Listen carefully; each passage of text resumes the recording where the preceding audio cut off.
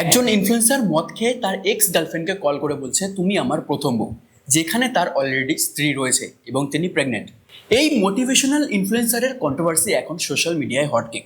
কে ঠিক কে ভুল সেটা নিয়ে আমি যাচ্ছি না, শুধু একটা প্রশ্ন, যারা আমাদের লাইফ চেঞ্জ করার মোটিভেশন দেয় তারা নিজেরা কি সবসময় পারফেক্ট হয়? আজকাল সোশ্যাল মিডিয়ায় একটা অদ্ভুত কালচার তৈরি হয়েছে। আমরা স্ক্রিনের ওপাশে একজন মানুষকে হিরো বানিয়ে দিই, তার কোট শেয়ার করি আর লাইফস্টাইল কপি করি, তার কথাকে সত্যি বলে ধরে নিই, কিন্তু ভুলে যাই ইনফ্লুয়েন্সার মানে ঈশ্বর নয়। ইনফ্লুয়েন্সার মানে একজন সাধারণ মানুষ।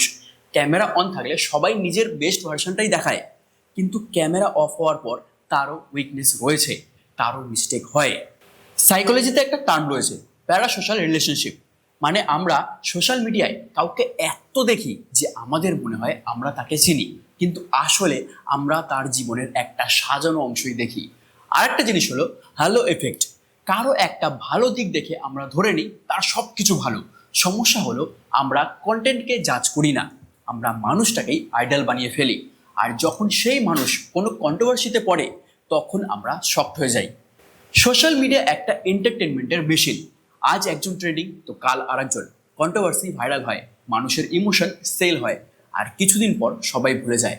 তাই কোনো ইনফ্লুয়েন্সারকে ব্লাইন্ডলি ফলো করার আগে একটা কথা মনে রাখুন, ইন্সপিরেশন নিন কিন্তু নিজের আইডেন্টিটি কারোর হাতে তুলে দেবেন না। কারো অ্যাডভাইস ফলো করুন কিন্তু কারো জীবনকে পারফেক্ট ভাববেন না।